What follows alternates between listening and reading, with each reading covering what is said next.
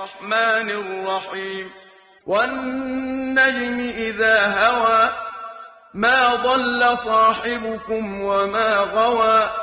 وما ينطق عن الهوى إن هو إلا وحي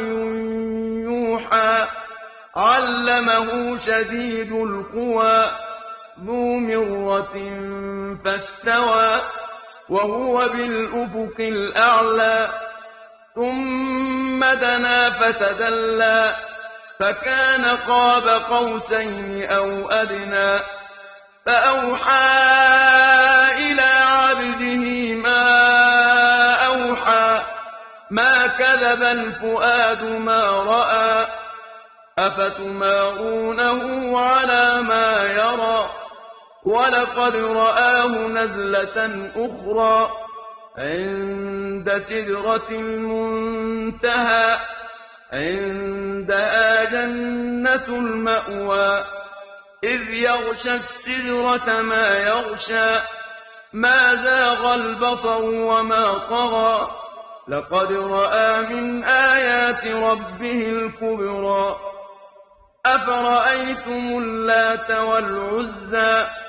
ومناة الثالثة الأخرى ألكم الذكر وله الأنثى تلك إذا قسمة ضيزى إن هي إلا أسماء سميتموها أنتم وآباؤكم ما أنزل الله بها من سلطان إن يتبعون إلا الظن وما تهوى الأنفس ولقد جاءهم من ربهم الهدى أم للإنسان ما تمنى فلله الآخرة والأولى وكم من ملك في السماوات لا تغني شفاعتهم شيئا إلا من بعد أن يأذن الله لمن يشاء ويرضى إن الذين لا يؤمنون بالآخرة ليسمون الملائكة تسمية الأنثى وما لهم به من علم إن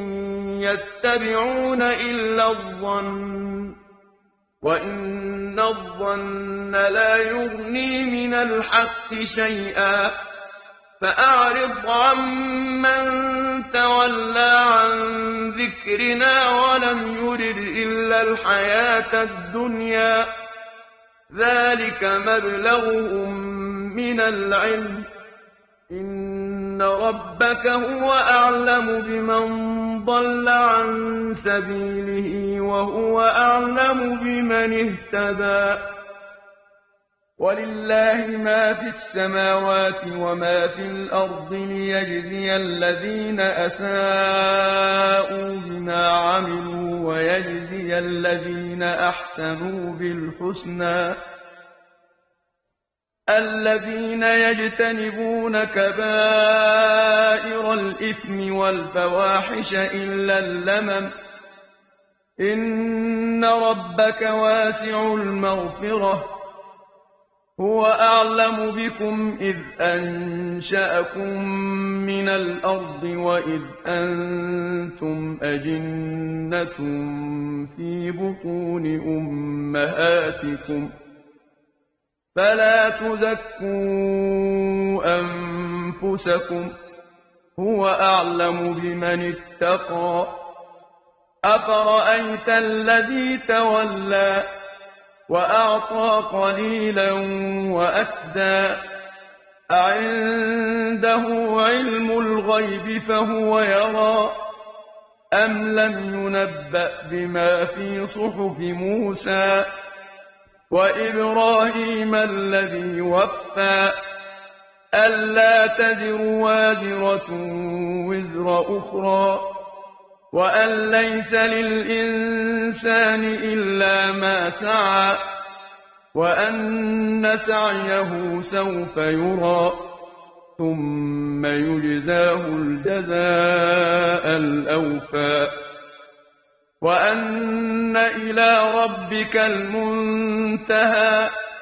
وأنه هو أضحك وأبكى وأنه هو أمات وأحيا وأنه خلق الزوجين الذكر والأنثى من